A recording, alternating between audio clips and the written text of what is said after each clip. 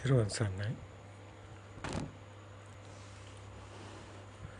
ඊටාම් ගැඹුරු කාරණා අපි මේ කතා කරන්නේ. මේ කාරණා ගොඩක් අයට තේරෙන්නේ නැති වෙන්න පුළුවන්. කෙනාගේ ඒ ඉන්න මට්ටම අනුවයි මේ දේවල් අවබෝධ වෙන්නේ.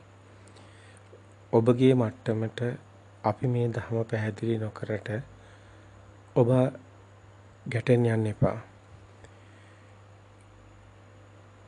කෙනෙකුට මේ නොහැටෙන්නත් තව කෙනෙකුට වැටෙන්නත් හේතුව තම තමන්ගේ ඒ අවබෝධය ඉන්න මට්ටම අනුව තමන්ගෙම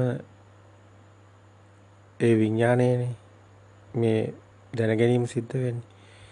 ඒ කෙනාගේ විදිහටයි එතකොට මේ දෙන සංඥාව සකස් වෙන්නේ. ඉතින් අපි දෙන සංඥාව තව කෙනෙකුට යන්නේ නැති වෙන්න පුළුවන්. ඒ කෙනාට ඒ සංඥාව ගැටීමක් වෙන්න පුළුවන්.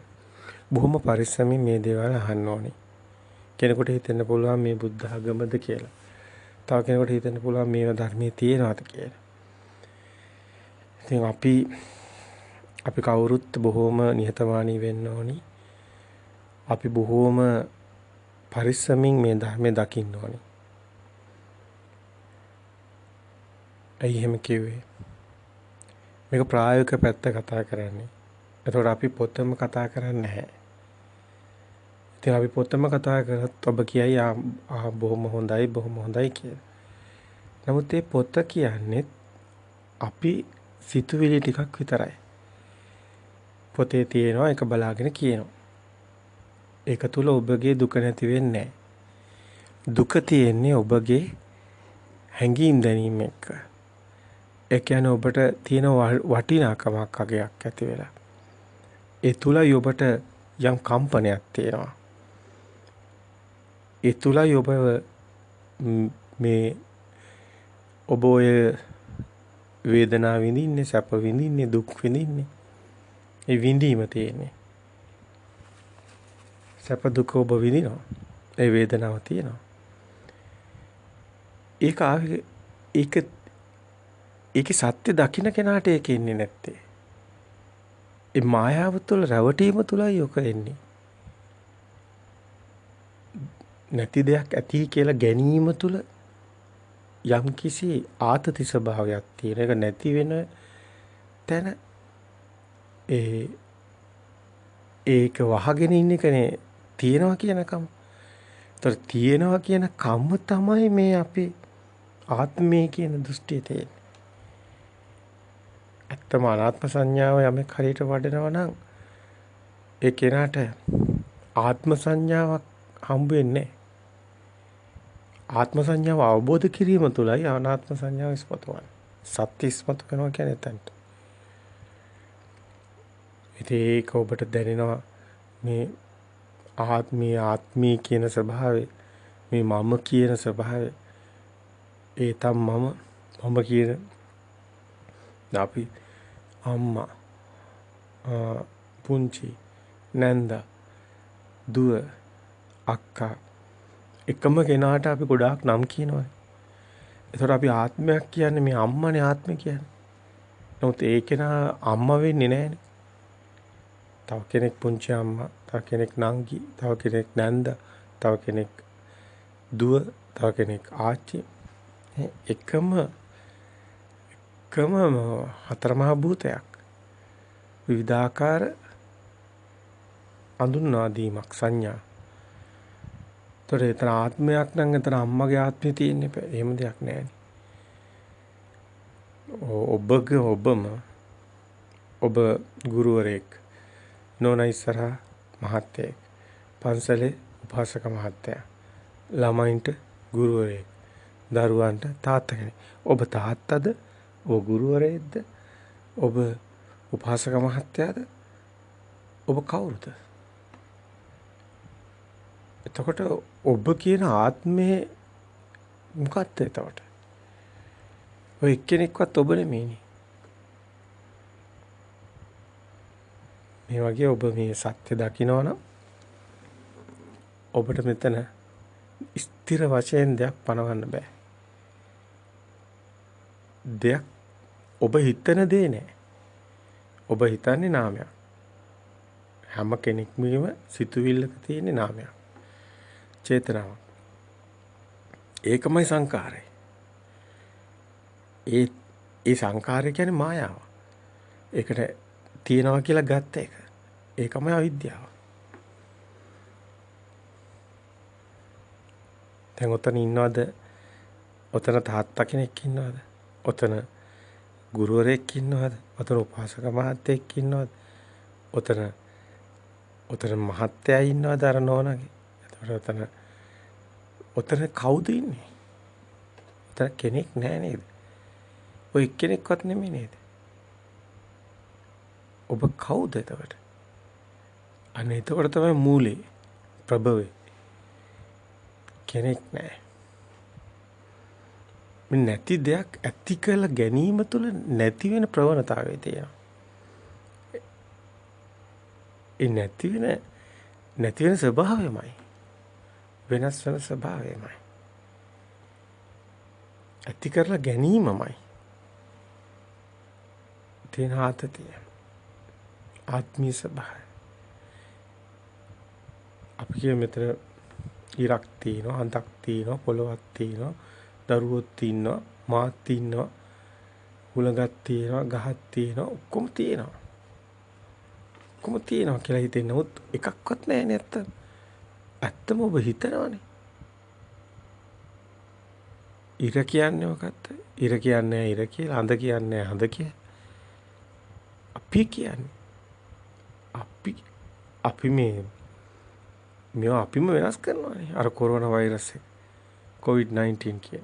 ඊට පස්සේ ඇල්ෆා බීටා කියනවා. ඊට තව නමක් කියයි. ඒතර ඇත්තටම මොකද්ද ඔය? අන්තිමට ඇත්ත එක හොයාගන්නත් බෑ. ඇත්තටම එහෙම දෙයක් නැහැ. හිස් තැනකට ඔබ නමක් දෙනවා. තව කෙනෙක් තව නමක් දෙනවා. තව කෙනෙක් තව නමක් දෙනවා. ඇත්තටම උතන හිස් නම් දෙයක් නැහැ. උතර හැමෝම නම් දුන්නේ. හැමෝම මානසිකාර කරනවා. හිස් නැති දෙයක් තියා බලාගෙන තමන්ගේ සිත්වල එක එක දේවල් ඒ කෙනාගේ හටගෙන තියෙන එක සංඛාරා. මේකේ තවත් විදිහට බැලුවාම දැන් අවිදින කෙනෙක් නැහැ. වතුර තිබා වුණු කෙනෙක් නැහැ. බඩගිනි වුණු කෙනෙක් නැහැ. දැන් බඩගින්න කියන්නේ සිතුවිල්ලන්නේ. වතුර තිබා කියන්නේ සිතුවිල්ල. එතකොට අවිදිනවා කියන්නේ සිතුවිල්ල. හඬනවා කියන්නේ සිතුවිල්ල. සිතුවිලි වලට පුළුවන් ද වතුර බොන්න? සිතුවිලි වලට පුළුවන් ද බත් කන්න? සිතුවිලි වලට පුළුවන් ද ඇවිදින්න? මේක තමයි අපි නොනින් දකින්න ඕනේ තැන. මේ සිතුවිලි තමයි අපි කියන්නේ මම කියලා. නමුත් කවදාවත් මේ සිතුවිල්ලට වතුර බොන්න බෑ. මේ අපි කරන ඒවා, අපි හිතන ඒවා, අපි තියනවා කියලා හිතන ඒවා එකක්වත් මේ සිතුවිල්ලනේ අපි කියන්නේ හැමතිස්සෙම සිතුවිල්ලක් නෑ පාවිච්චි කරන්නේ. මනෝපුබ්බංගනේ. ඒ කියන්නේ චේතනාවනේ අපි ගාව තියෙන්නේ. චිත්තේන නියති ලෝකේනේ සිතුවිලි ලෝකයක් නේ. ඒක ඇත්තක් නෙමෙයිනේ. ඒ කොහොමද ඇත්තක් වෙන්නේ නෑනේ. මායාව ඇත්තක් කරන්නත් බෑ. නමුත් මේ එකක්වත් අපිට නැතිව නෑ අපිට එකක්වත් මායාවක් කියලා තේරෙන්නේ නෑ. ඔක්කොම තියෙනවා. මේ පොල් ගහක් තියෙන්නේ. ඔබගේ අර අතු එලෙන්නේ. නෑ ඔබ අල්ල බැලුවොත් අද ගතිය. ඇහැට පේන්නේ වර්ණය. ඒක පොල් ගහක් කොහෙද තියෙන්නේ? අපි කියන්නේ කෙනා ලෝකෙ මැවෙනවා කිව්වේ ඒකයි. කෙනාට ලෝකෙ මැවෙනවා. අනිත් එක දැන් මේක මේ දැන් සකස් වෙන්නේ. මේ දැන් ආලෝකයක් ආවොත් දැන් මෙතන තියෙන එක පේනවා. හැඩතලයක් දැන් මැවෙනවා. එහෙම තියෙන දෙයක්වත් නැහැනේ. දැන් මැවෙනවා. මේ දැන් හේතු සකස් වෙනකොට මැවෙනවා. හේතුන් පටිච්ච සම්භූත හේතුන් රුජ්ජන රුජ්ජති. උද්‍යව ඇති වුණා නැති වුණා. පවතින දෙයක් නැහැ. උප්පාදදම් පඤ්ඤායති වයෝ පඤ්ඤායති තිරත්තන්න තත්තම් පඤ්ඤායති. පච්චුප්පන්න ධර්මයක්. ස්ථිතියක් නැහැ. පච්චුප්පන්න ධර්මයක් කියන්නේ පච්චුප්පන්න ඇති වෙන නැති වෙන ස්වභාවය කොහෙන්ද දෙයක්? ඇති වෙනව නැති වෙන ක්‍රියාවලියක්. දැන් මේ ගහ ශනයක් පාස ඇති වෙන්නේ නැති වෙන. සිතුවිලි ශනයක් පාස ඇති වෙන්නේ නැති වෙන. දැන් සිතුවිල්ල මෙතන සිතුවිල්ල සත්‍ය දකින දැන් සිතුවිල්ල අනිත්‍ය වෙනවනේ ශනේම. සිතුවිල්ල සත්‍යක් නෙමෙයි. දැන් මේක සිතක්වත් ඇත්ත නෙමෙයි. දැන් ඔය හිතලානේ කතා කරන්නේ. ඔය විතක්ක නිසානේ වචී සංකාර තියෙන්නේ. විතක්ක කියන්නේ චේතනානේ සංකාරනේ. ඒක බොරුවක් නේ. ඔය කියන වචන ඔක්කොම බොරු වෙනවනේ. ඒ බොරුවක් හිතාගෙන මොකක්ද ඔය කියන්නේ? හිතපු දෙයත් ඇත්ත නෙමෙයි කියන දෙයත් ඇත්ත නෙමෙයි. දැන් චේතනාව වෙන්නේ විතක්ක ਵਿਚාරනේ හේතු වෙන්නේ වචී සංකාරයට. විතක්කනේනේ. ඒ කියන්නේ ඒක චේතනානේ ප්‍රපංච මඤ්ඤණා ඔක්කොම එකයිනේ කියන්නේ. ඒ කියන්නේ මේක අபிසංකරණයක් කියන්නේ මේක සංඥායක උපද්දද සංඥායක නිරුද්ධ සික්ඛායක උපද්ද සික්ඛායක නිරුද්ධ එක සිතක් හටගෙන වෙන සිතක් නිරුද්ධ වෙනවා. මේ අபிසංකරණයේ තියෙන භයානකකම මේ ඔක්කොම අபிසංකරණයක් එක්ක ඉන්නේ. අபிසංකරණයක් කියන්නේ අනිත්‍ය වෙනවා. අනිත්‍ය ධර්මතාවයක් තියෙනවා. අනිත්‍යං දුක්ඛං අනාත්තං කියවේ මේක අනිත්‍ය ධර්මතාවයක් තියෙන නිච්ච නැහැ. ස්ථිර නැහැ. ඒක ධර්මතාවයක් විතරයි. ඒකමයි ධර්මය. ඒ තමයි ධර්මය. මේක මේ බොළඳ විදිහට මේ ගලපන්න බෑ. මහා ප්‍රඥාවකට අහු වෙන්නේ. මේ බොළඳ විදිහකට මේක මේ පොතක තියෙන වචනයක් නෙමෙයි. මහා ප්‍රඥාවකටයි මේක අසු වෙන්නේ. මේ අනිත්‍යතාවය තියෙන්නේ. මේ සිතුවිල්ලේ අනිත්‍යතාවය තියෙන්නේ. මේ දැන් සිතුවිල්ල කියලා දෙයක් නැහැ. දැන් ඔබට මෙතන ආලෝකයක් තියෙනකොට තමයි පොතක් පේන්නේ. ආලෝකේ නැත්තම් පොත පේන්නේ නැහැ. ඒතකොට මේ හේතු තියෙනකොට මේ ඵලය තියෙනවා.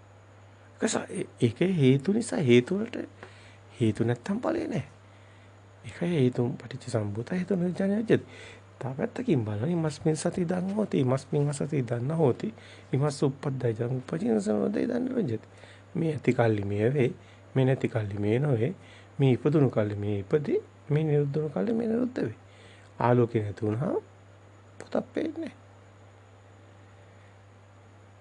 දැන් සරලව තේරෙන භාෂාවෙන් කියන ආලෝකේ නැත්තම් පොතක් නැහැ.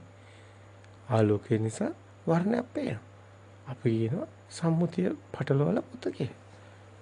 ගැට ගහලා කියන්නේ. යෝබන්තේ කියන්නේ අබාන්ත දෙක. එතකොට මේ එහෙම දෙයක් නැති තැන. බාහිර තියනවා කියලා ගත්තකම. එහෙම බාහිර දෙයක් නැහැ සිතුවිල්ලක් තියෙන. සිතුවිල්ලෙත් එහෙම දෙයක් නැහැ. ඒකයි බාහිරාන්තෙත් මිදෙනවා නාමයාන්තෙත් මිදෙනවා රූපයාන්තෙත් මිදෙනවා. නාම රූප පරිච්ඡේද ඥානෙ. ඒකමයි පච්චේ පරිග්ගා ඥානෙ.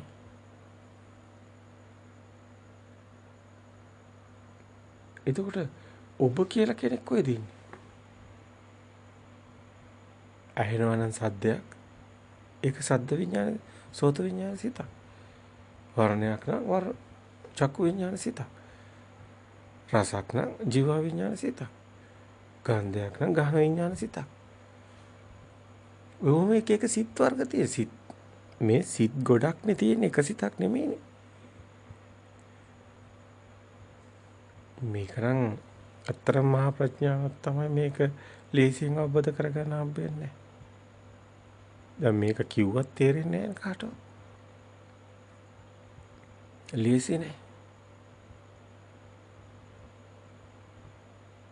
දැන් ඔබට සුවඳාවම ඔබට සුවඳෙන් කියන්න බැරිද මේ මොකද්ද කියලා? ඔබ සුවඳෙනකොට දන්නවනේ මේ අඹ කියලා.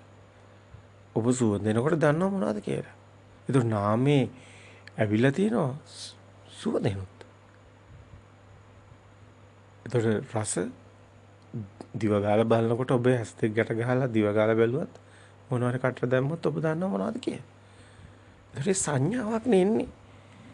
ඔබ කියයි ඒ සුවඳ ඒ පිච්චමලේ සුවඳ ඒ රස අඹ රස ඒ වර්ණේ පොත ඒ ශබ්දේ හුළඟ. දැන් ඒතකොට මේ සංඥානේ තියෙන්නේ.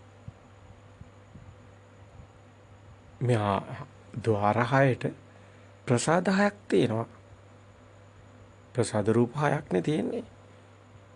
ඒ ප්‍රසාද රූප 6යි දැන් වර්ණ ගන්ධ රස ඔය හතරමහා භූත 6යි. හතරමහා භූත 4යි. ප්‍රසාද රූප 6යි. ඒ වර්ණ ගන්ධ රස පොට්ටබ්බ කියන්නේ ගෝචර රූප 6යි. ඒක තියනවා කියලා ඒ විඥානේ දැන ගැනීම එන විඥාන රූප 6යි 18යි. ඒ 18 හතරමහා භූත රූප 4යි ඔක්කොම හතරමහා භූත. එතකොට 22යි.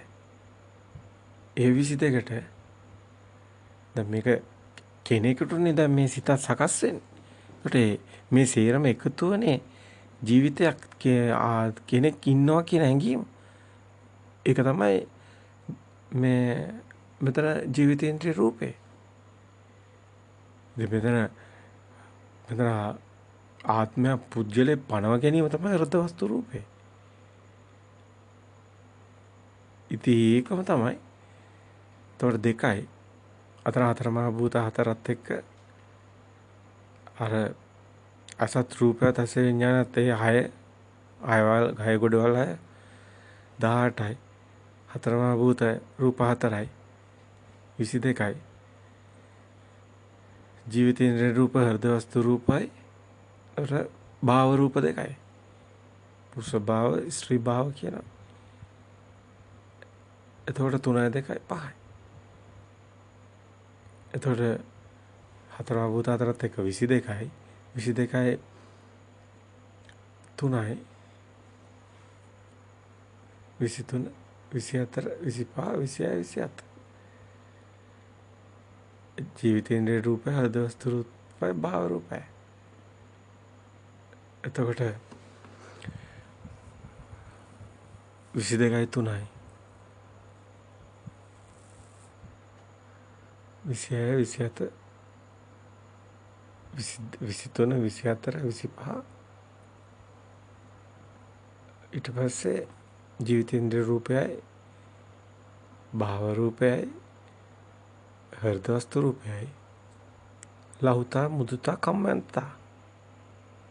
අර මුදු භාවය ඒ ලහුතා මුදුතා කම්මන්තා රූප තුනයි. එතකොට 22යි 23යි 24යි 25යි 25යි 3යි 26යි 27යි 28යි රූප 8යි. මෙතන මේ අත උස්සන්නේ මුදුතා කම්මඤ්ඤතා කම්මඤ්ඤතා වෙන මේ શબ્දයක් වුණත් පිට වෙන්නේ. ඒක මෙතන මේ නිස්පන්ත රූප තියෙනවා. එතකොට ලහුතා මුදුතා කම්මඤ්ඤතා කියන රූපත්. ඉතින් මේ රූප 28ම ඔබට දකින්න ලැබෙනවා. මේ භාවනාව ඉති රූපං කියනකොට ඒ රූප ටික ඔක්කොම ඔබට පේනවා. ඉති රූපං සමුදය. මේ දැන් අරමුණක් එනවනේ. දැන් මේ අරමුණ ශබ්ද අරමුණ. ඒතකොට ශබ්ද රූපේ පේනවා. ඒත් එක්කම ප්‍රසාද රූපයක් කියලා තේරෙනවා. ඒත් එක්කම ඒක විඥාන රූපේ පේනවා. සෝත විඥාන රූපේ. ඉතින් එතකොටම ඔබට තේරෙනවා මේක මේ රූප ටික දකින්නකොටම මේක එහෙම දෙයක් නැති බව. ඇයි? ඉති රූපං රූපේ මෙසේ කෙසේද? රූපේ සත්‍ය දකින්න ස්කන්ධය උදේ දකින්න ස්කන්ධය දකින්න. වේදනා සංඥා සංකාර ස්කන්ධ ටික දකින්න ධාතු ටික දකින්න ආයතන ටික දකින්න. ආයතන ටික තමයි හැදෙන හැටි. ස්කන්ධ ටික තමයි ඒකේ අපි කතා කරන අපි රැවටෙන්නේ. ධාතු ස්වභාවයට බැලුවම මෙතන එහෙම දෙයක් නැහැ. හතරමහා භූත ධාතු. හතරමහා භූත ධාතු රූපේට චත්තාරෝච මහ භූතානං කියන හතරමහා භූත රූපේට චතුනංච මහ භූතානං උපාදාය රූපං කියන්නේ අපි මේ හතරමහා භූත ඉතිං හදාගත්ත ඒ හැඩතල වලට ඒ ස්කන්ධේ නිසා හටගත්තේ නාමයක් නේ. ඒක සිතුවිල්ලක් නේ. ඒ සිතුවිල්ල තමයි අපි අර හතරමහා භූතය කියලා හිතාගෙන ඉන්නේ. ගැට ගන්න ඒක උපාදාන කරගන්නවා කියන්නේ. ඉතින් ඒක රූප සංඥාවක්. උපාදාය රූපේ. ඒක බාහිර තියෙන එකක් නෙමෙයි චේතනාව, සිතුවිල්ල. ඒක අපි මේක සිතුවිල්ලක් කියලා. ඒක අපි කිව්වේ සබ්බේ සංඛාරා කියලා කියන්නේ සිතුවිලි. සියලු සංස්කාර සිතුවිලි. අනිච්චයි. එහෙමද ඒ හම්බ වෙන්නේ නැහැ බාහිර. සිතුවිලි බාහිරෙන් හම්බ වෙන්නේ නැහැ. අනේ සබ්බේ සංඛාරා අනිච්ච. ඒක යථාභූත ඥාණයෙන් දකිනවා. කියන්නේ යථාර්ථය දකිනවා. ඇත්ත දකිනවා. ඇත්ත දකිනකොට එතන අනිත්‍ය බව පේනවා. මිදෙනවා. අන්න සත්‍ය දකින කෙනා මිදෙනවා. පොත කියන නිමිත්තක් හම්බ වෙන්නේ අනිමිත්ත සමාධියක්. ඇයි එනේන අරමුණේ සත්‍ය දැකලා මිදෙනකොට සමාධියක් උපදිනවා. ඒ සමාධිය සවිතක්ක සවිචාර සමාධියක්. ඒක විතක්ක විචාර සංසිඳුණු සමාධිය නෙමෙයි. සත්‍ය දකින්න තැන සවිතක්කයේ සමාධිය. අරමුණේ ඇත්ත දකින්න තැන උපදින සමාධියක්. මේක අනිමිත්තයි. දැන් මේක මිදිලා නිමිතිත් නැහැ, ශුන්‍යතයි. අප්‍රණීතයි මේක ආත්මිකුත් නැහැ. පණවන්න බෑ. එතකොට මා එක්කෝ කියන තැනට එන උදකලාවට එනවා. ඒකම තමයි. ඒත් ඊටාම ගැඹුරුයි මේක ඔබ මේ ධර්මය අවබෝධ කරගන්න පස්සේ ඔබට මේ හැම දෙයකම මිදුණු තැනක් පේනවා. එම්ටිනස් එක පේනවා. ඒ කියන්නේ ශුන්‍යතාවයට පේනවා. ඒතන තමයි මාර්ගයේ උපදින්න තැන. සම්මා දිට්ඨියට ප්‍රවේශ වෙන තැන. අපි දිගින් දිගට මේක කියාගෙන ආවා. මාර්ගයේ උපදින්නේ සත්‍ය දකින්න කෙනාටයි කියන්නේ. ඉතින් මේක නුවණින් දකින්න මේ කාරණේ. අපි හැම අවස්ථාවකම ගලපලා තියෙනවා. ශබ්දයයි රූපයයි මේ වර්ණයයි ගන්ධ මේව එකතු වෙන හැටි. සමුප්පන්න වෙන හැටි. ඒ දෘෂ්ටියක් උපදිනවා. තියෙනවා කියලා සක්කාය දෘෂ්ටිය. සත් කියන්නේ තියෙන. කාය ගොඩ. ඒක දෘෂ්ටියක්. මේ ගොඩම තියෙනවා කියන්නේ දෘෂ්ටියක්. සක්කාය දෘෂ්ටිය. පොත තියෙනවා කියන්නේ සක්කාය දිට්ඨිය. පොත නැහැ කියනවා නම් සක්කාය දිට්ඨිය ප්‍රහීනයි. සෝවාන්. පටිසෝතේ. පොතක් තියෙනවා කියනවා නම් අනුසෝතේ නැහැ කියනවා පටිසෝතේ. හැබැයි නැහැ නෙමෙයි පොතක් හටගන්නේ. දාතන පොතක් තියෙනවනේ. තියනවා කිව්වොත් නැහැ කිව්වොත් තිබිලා තියෙනවා. නැහැ කිව්වත් තියනවා කිව්වොත් අන්තයක් තියෙනවා. මේකේ අන්තයක් නැහැ. හේතුම් පටිසම්භූතං කියන හේතුඵල ධමයක්. එතකොට පොතක් හටගන්නේ. පොතෙන් මිදෙනවා. සත්‍ය දකිනකොට පොතෙන් මිදෙන පොත හටගත්ත ධර්මයක්. පවතින ධර්මයක් නෙමෙයි පොත කියලා දෙයක් නැහැ. අපි චිත්ත ලෝකයක ඉන්නේ. මනෝ ලෝකයක ඉන්නේ සිතුවිලි ලෝකේ. දැන් මෙහෙම බාහිර හැම එකෙම මිදෙනවා නම් එයාට වරකම් කරන්නවත් දෙයක් හම්බ වෙන්නේ නැහැ. එයාට වෛර කරන්න ඉරිසියා කරන්න කෙනෙක් බාහිරින් හම්බ වෙන්නේ නැහැ. එයා වැන්දොත් වඳින්නේ එයාගේම හිතට. එයා බැන්නොත් බනින්නේ එයාගේම හිතට. හොඳ කිව්වත් කියන්නේ එයාගේම හිතට. ඒ හිතේ විඥානේ දැන ගැනීම. නුවණින්ම දකින්න ඕනේ. ඒකට එයාට ආදරය කරන්න කෙනෙක් හම්බ වෙන්නේ නැහැ බාහිරින්. මොකද එයාගේ හිතේ තියෙනවා මෙහෙම දෙයක් කියලා. ඒ හිතේ තියෙන දත්ත වලට ආදරය කරනවා. එයාගේම හිතේ ස්කන්ධ වලට ආදරය කරලා තියෙනවා. ඒක ස්කන්ධ දුක්ඛ කියලා කියන්නේ. කෙනෙක් දෙයක් හටගන්නේ නැහැ ස්කන්ධ දුක්ඛ දකිනවා. ඉතින් මේ මහා ශුන්‍යතාවයක් හැබැයි මේක ප්‍රායෝගිකව ඔබට මේ සෙනග ඉන්න ඔබ උදකලාව යනවා. අපි දැන් උදාහරණ ගොඩක් කියලා තියෙනවා ඔබට. ඇහෙන්නේ නැති. ගිනි ගොඩක් මැද්දේ අයිස් කැටයක් තිබ්බා වගේ කියලා මේ රහතන් වහන්සේගේ ස්වභාවය. මිදිලා ඉන්න ස්වභාවය. ඒ මිදිලා ඉනගෙන එනේන අරමුණෙන් මිදෙනවා. එයාම තමයි ශ්‍රමණ. අන්නා කොණ්ඩඤ්ඤ මේ ශාසනයේ පළවෙනි ශ්‍රමණයා. මේ සිත සත්‍ය දැකලා මිදෙන කෙනා ශ්‍රමණ කියන්නේ. එයාට දෙන දානේ මහත්ඵල මානිසංසය. මොකද ඔහු මේ සිතේ හැත්ත දැකලා මිදෙන. එයාට ගින්නක් නැති. ඒ ගින්න නිවපු විතරාගිය විතදේශී කෙනෙක්. ඒ මාර්ගයේ හිටියත් ඒ මාර්ගසිත ක්‍රියාසිතක්. බාහිර ඇත්ත කරගත්ත කෙනාටයි කර්මසිත උපදින්නේ. තර ක්‍රියාසිතක් තියෙන්නේ. කර්ම විපාක ඵල දීමක් මෙතන නැහැ. මොකද මේ මිදෙන සිතක කොහොමද දෙයක් නැහැ කියන බව අවබෝධ තියෙන සිතක කොහොමද කර්ම විපාක පනවන්නේ? ඒක වෙන්නේ නැහැ. උප්පත්තියක්වත් හම්බ වෙන්නේ නැහැ. පනවන්න බෑ. ඒ දෙයක් ලෝකයක් නැති තැන විනය ලෝකයේ අවිද්‍යාව දෝමනස්සන එක සියල්ල විනය ලෝකේ. ලෝකෙ මිදිලා. ලෝකෙ මිදිලා උපදින්නේ කොහෙද? උපදින තැන නැති වෙනවා. ඉතින් මහා ගැඹුරු ඒ වගේම ඊටාම වටින තැන ප්‍රායෝගික කරගන්න සතර ඉරියව්වෙම දකින්න ඕනේ. අභික්ඛන්තේ පටික්ඛන්තේ සම්පජානකාරී හෝති ආලෝකිතේ විලෝකිතේ සම්පජානකාරී හෝති රිසින්නෝ සිටින්නෝ සම්පජානකාරී හෝති කියලා මේ කියන්නේ. සතරේ ගාව දකින්නවා. නුවණින්ම දකින්නවා. සත්‍යෝ දකිත්වා කියන්නේ. ඇත්තටම මේ අවබෝධය ඇති කරගන්න යමාරු ඒක ඇති කරගත්තොත් ඔබ නිවන් දකිනවා. ඊට පස්සේ ඔබට සබ්බවස සූත්‍රයේ තියෙන විදිහට දස්සනා පහතබ්බා කියන මේ සත්‍ය ඥානයේ දර්ශනේ ඒකෙන් බුදුන් වහන්සේ විශාල හිමාලය පර්වතය වගේ කෙලෙස් සංසිඳනවා කියනවා. ඉතුරු වෙන්නේ අත්යට ගත්ත ගල් කැටේ තරම් ගොඩාක් කෙලෙස් ප්‍රමාණයක් කියනවා. ඒක තමයි ධම්භාග්‍ය සංයෝජන කියලා කියන්නේ මානවදච්ච විද්‍යාව කියලා වෙනවා කියන්නේ. එහෙනම් මේ ධර්මයේ දරා ගන්න වාද වලට අවශ්‍යතාවයක් නැහැ. Tamanට ඒක පැත්තකින් තියානේ ඊතර ගැටුමක් නම් ගැටෙනවා නම් කවදා හෝ දවසක Tamanට වැටහෙන ගත්තොත් ඒක නැවත හොඳින් විමර්ශනය කරලා බලන්න. දුකෙන් මිදෙනවා නම් ගැටලුවක් නැහැ.